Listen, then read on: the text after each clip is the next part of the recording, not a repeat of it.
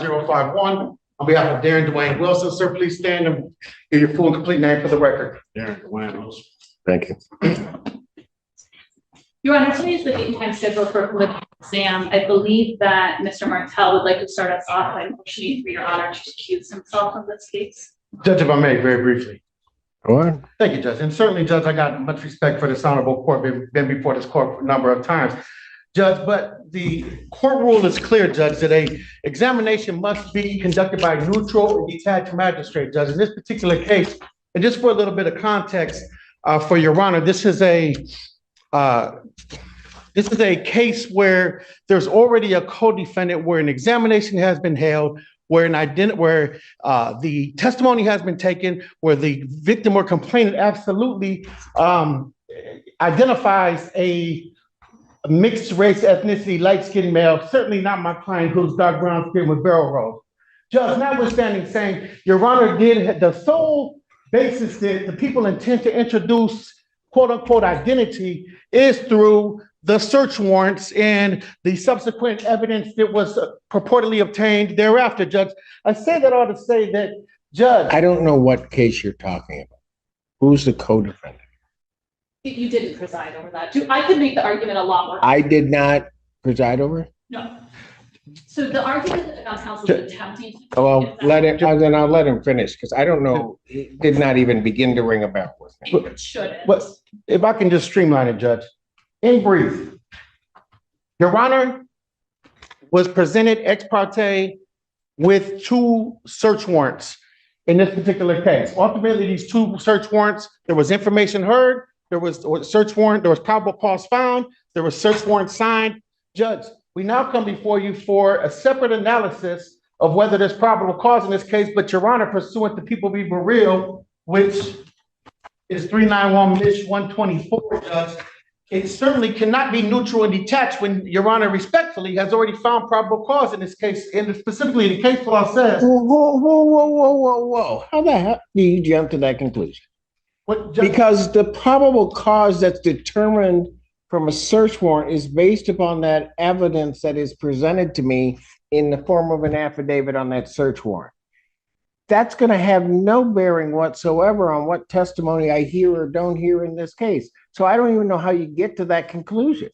But I'll let you continue, because I think it's a... Go ahead. Thank you, Judge. And Judge, just certainly to preserve the record, certainly I don't want to come back on a quash or an appeal or even a remand, Judge, but the case law is clear. It says if the defendant requests a magistrate other than the magistrate who has already heard ex parte witnesses, such as the request should not be or should be regarded as reasonable and reasonable efforts exerted towards compliance, Judge. What ex parte witnesses did I hear from? Judge, Your Honor signed both of the search warrants in this particular matter. Certainly testified. But that says I've heard from witnesses. I've not heard from any witnesses.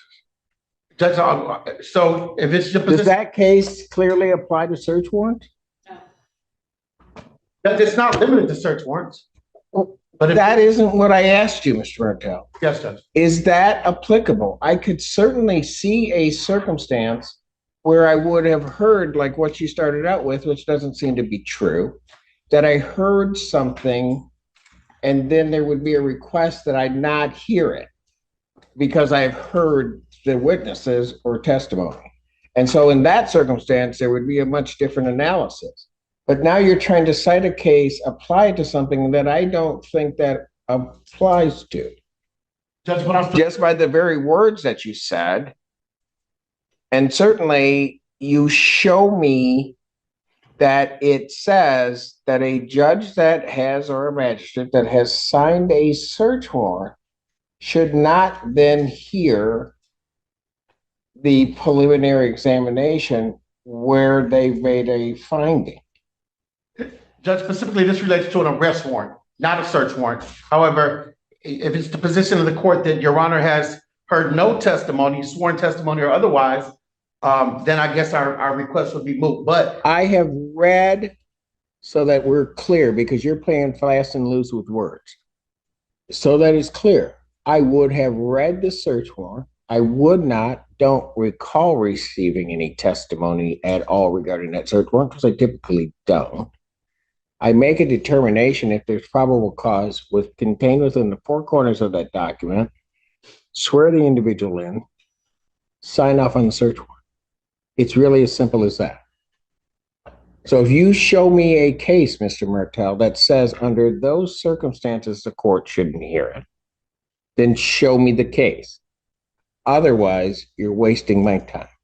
Judge, so acknowledged, I would say that Burrell is applicable, and I would also humbly submit, Judge, that the position of the court that anything outside the four corners of the exam transcript has been analyzed or sworn to, then it would certainly fall. Then you're going to need to file a motion so I can, if it doesn't bear out, I can find it frivolous and I'm going to adjourn this and then I can sanction.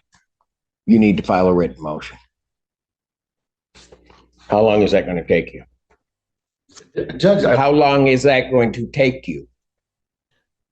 Judge, certainly. How long is that going to take you? If you cannot answer that question, then I will take a recess. I will give you time to think about that. And then I will come back and I need your time frame for how soon you can file the motion. In fact, why don't we just do that? We're prepared to proceed. Why don't we just do that? You can take him back. Court's going to stand in recess. All right. Court recalls case of the People versus Darren Wilson. No fault. And good afternoon once again, Your Honor. Good afternoon to your fine staff. May it please the most honorable court. Edward Martell, P85051, on behalf of Darren Dwayne Wilson. Please state your name once again for the record. Have a seat. So, Mr. Martell, you know, I'm a bit concerned. I just take what people give me. But I'm just going to say this. You lied to me at the very beginning of your argument. I went back, had my staff go back. You said that I held a preliminary examination on the co-defendant. I couldn't recall it, but it's not true. That was an absolute falsehood and misrepresentation to this court.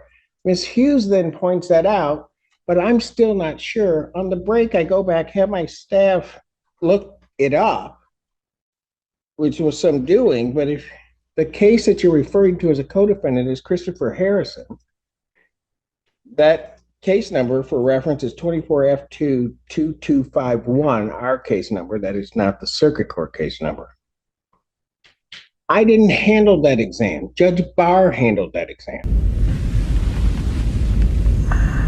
So your initial argument regarding recusal started with and I hate using the word, but it's true. It started with a lie.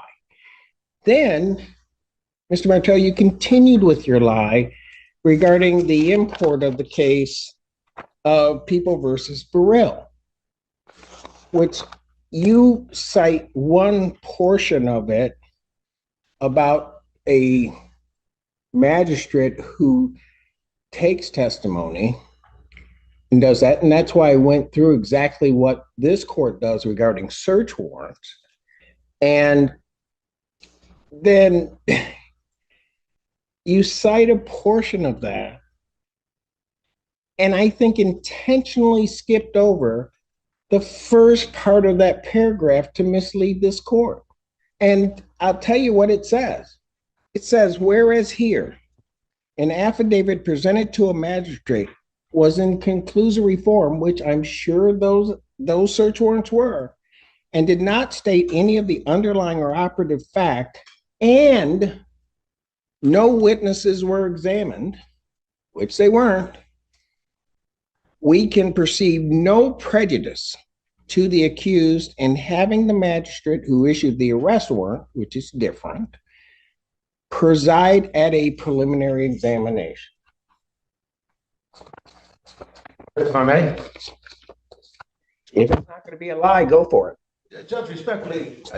No, you lied to me. Okay, if I may, Judge, very briefly, I think the record will reflect it. When I cited or spoke about a preliminary examination, I didn't speak directly as to this court having held it, but it having been previously held.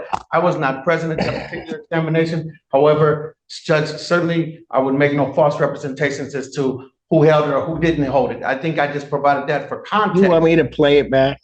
Judge, I certainly do not. But You want me to play it back? Judge, I certainly, if Your Honor, some other time wants to, that's fine. No, if you're gonna sit up here and tell me you didn't lie to me, you want me to play it back. It certainly cannot be neutral and detached when Your Honor respectfully has already found probable cause in this case, and specifically the case law says. Whoa. How the hell do you jump to that conclusion? Judge, then I stand corrected, Judge, but I certainly intend to make no misrepresentations to the context. The main argument is what it is. And certainly Your Honor is not barred from presiding over this exam. But again, and I've spoken with my client in the basis of just preserving the record and putting forth this argument, certainly mean no disrespect, harassment, or delay to the people. Judge, we're prepared to proceed. If Your Honor intends to deny, that's fine. Again, we're prepared. I don't know what your motion is because everything that is presented to me is not it. Ms. Hughes, do people have anything to say regarding this? I have quite the record to make regarding the one thing that I absolutely have to say, even though I think this argument is clear and where this situation is headed is clear, but the thing that needs to be abundantly clear, I do have a lot to say about the law and I do have my own cases to cite, but if Your Honor doesn't need those, I'll set that aside. But the thing that needs to be said is the search warrants that Your Honor reviewed are what led to the pertinent testimony today. They did not include the pertinent testimony that would be heard today. Your Honor signed off on search warrants that include facts that frankly are not being contested. The defense is not contesting that these crimes occur. They are contesting the defendant's identity. The search warrants led to evidence of the defendant's identity, facts that Your Honor has never heard before, which is where we're about to go. But frankly, the law that I'm choosing not, maybe I just need to, the law is actually clear that a judge who has reviewed and approved a search warrant, even on facts that they will later hear, that is okay, that procedure is okay. And specifically, I turn to People v. Cameron, which is an unpublished case of the Court of Appeals from 2013, and Cameron is Cameron. And in that case, not only did the judge review and approve the search warrant, but that judge went on to be the trial judge, a bench trial judge. And the Court of Appeals said in that case, so the issue that went up to the Court of Appeals was the defendant was claiming that his trial attorney was ineffective by not trying to recuse that judge. And the Court of Appeals said, failing to advance a meritless argument or raise a futile objection does not constitute ineffective assistance of counsel. That is what the Court of Appeals said about trying to recuse a judge who has previously reviewed a search warrant. The other case that is specifically on point is a much older case. It's from 1971. It's People v. Pitchford, 3-3 Mish at 299, 1971. In that case, the defendant actually, at the preliminary exam, wanted to attack the search warrant that the judge approved. And that judge that had approved the search warrant at issue went on to be the preliminary examination judge. Mind you, on appeal, it wasn't that exact issue. It was more of a statutory interpretation issue that went up on appeal. But the Court of Appeals in that case said the statutory interpretation would have led to the same procedure, that the search warrant judge would have become the preliminary exam judge, and then they affirmed and the case went back down for exam. But in that case, we don't even have a case where the defense is trying to say that Your Honor inappropriately approved the search warrant. And we don't have a case where the defendant is even trying to contest any of the facts that were in the search warrant. Sorry, from having nothing to say, I always have a lot. No, that's fine.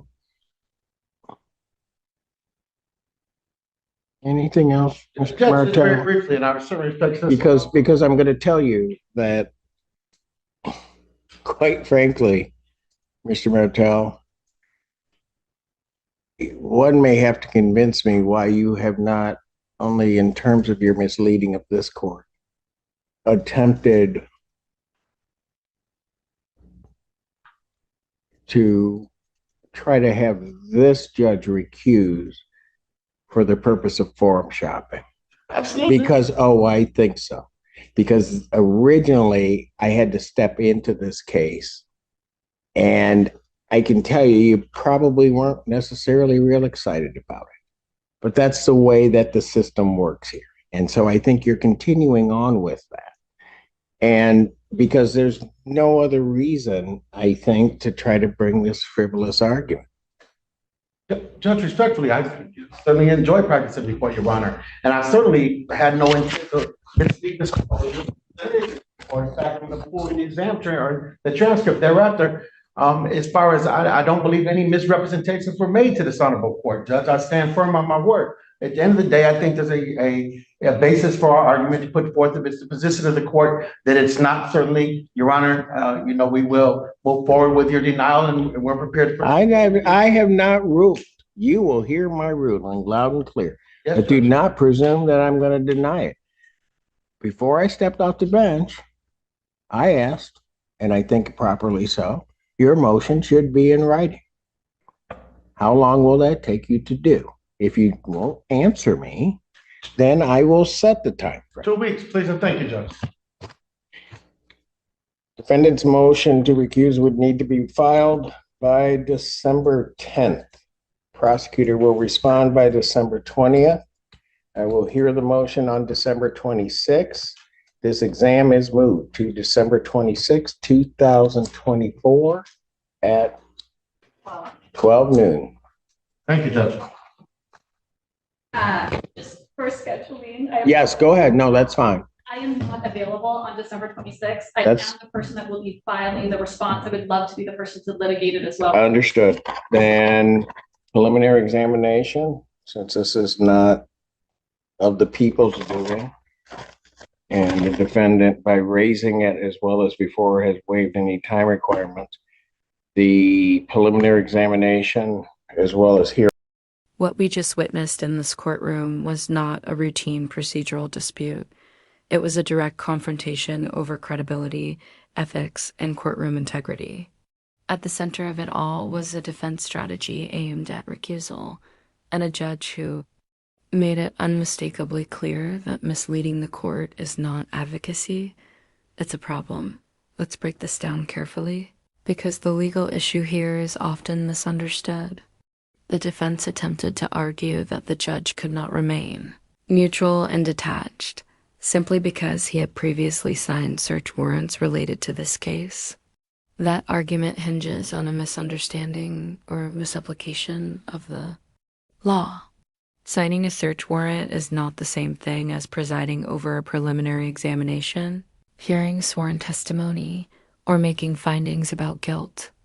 A search warrant determination is based solely on whether probable cause exists within the four corners of an affidavit, not on live testimony or credibility assessments, and the judge made that distinction crystal clear.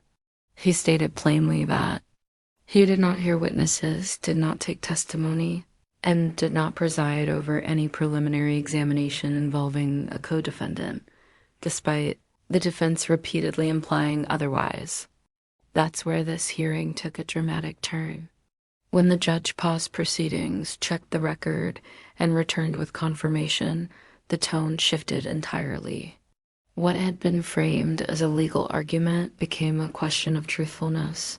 When a judge says, "You lied to me," that is not rhetorical. That is one of the strongest statements a court can make toward counsel. Judges rely on representations from attorneys to be accurate, especially when those representations form the basis of recusal motions, which accuse the court itself of bias. The judge didn't just disagree with the defense's interpretation of case law. He found that portions of it were selectively quoted, taken out of context, and used in a way that risked misleading the court. The prosecution's response reinforced this point. They clarified that the evidence reviewed in the search warrants is not the evidence being presented at the preliminary examination, particularly on the issue of identity. They also cited case law showing that judges routinely approve warrants and later preside over hearings, even trials, without violating neutrality. Courts have repeatedly held that failing to raise such arguments is not ineffective assistance of counsel because the argument itself is meritless What makes this moment so significant is not just the legal ruling, but the implication. The judge openly questioned whether this motion was a genuine legal concern or an attempt at forum shopping, trying to remove a judge simply because the defense didn't like the trajectory of the case. That's a serious allegation and one courts do not take lightly. Procedurally, the judge did not immediately rule. Instead, he demanded what the law requires, a written motion with a clear timeline, responses from the prosecution, and a scheduled hearing. That preserves due process while also protecting the integrity of the court.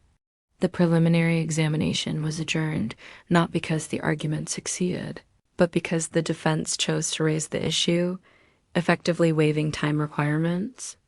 In the process, so here's the big takeaway. This hearing wasn't about whether a judge signed a warrant. It was about whether a lawyer can stretch facts, selectively cite law, and still expect the court to entertain accusations of bias. The judge's response sent a clear message. Arguments must be grounded in truth, not tactics. Now I want to hear from you. Do you think the defense crossed the line here? Was the judge right to confront the issue as forcefully as he did? Or do you believe this was simply aggressive advocacy gone wrong? Drop your thoughts in the comments. This case raises serious questions about courtroom strategy and professional responsibility. And if you found this case as shocking as we did, make sure to hit that like button, share your thoughts, and don't forget to subscribe for more jaw-dropping courtroom breakdowns.